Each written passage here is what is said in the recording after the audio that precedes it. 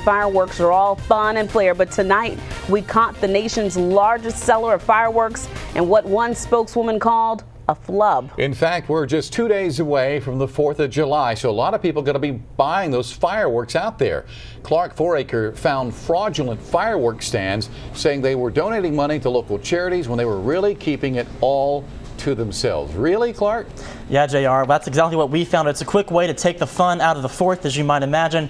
Tonight, TNT Fireworks admits 2 of their stands right here in the Midlands advertised giving profits to local charities, but that wasn't the case. So now the company is contacting every for-profit stand and asking them to take those signs down if they're up, to make sure no one else is falling victim to firework fraud. We work to pay our taxes on our property every year. Signs like this saying support your local nonprofit were on the TNT Fireworks stand in the East Forest Plaza parking lot on Forest Drive. But this stand didn't support anyone. Does that bother you that folks could buy thinking that they're supporting a nonprofit and they're not? Yeah, but like I said, we don't do it, they do. A spokeswoman for TNT says they provide the signage, but operators should take the signs down if a stand is for profit. Today, the nation's largest distributor of consumer fireworks reprimanded 2 Midland stands after our investigation. It was probably just a flub, you know, and it was something that was a mistake and shouldn't have happened. But some spots with flags and fun are giving back. And my wife and I, we were just trying to figure out how we can come up with some fundraisers by being a local pastor at a small church.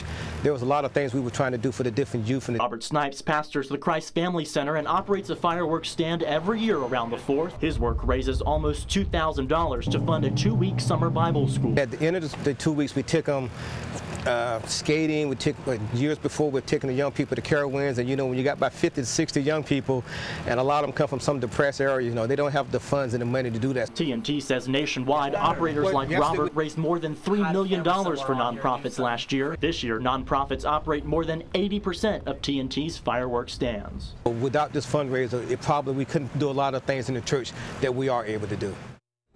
Now, TNT Fireworks released this statement to News 19 today, saying it was brought to our attention that there was a mistake in placement of nonprofit signage for 2 for-profit locations in Columbia, South Carolina. We immediately corrected the mistake and plan to revisit our internal procedures to ensure nonprofit and for-profit operators receive separate promotional materials. JR and Darcy.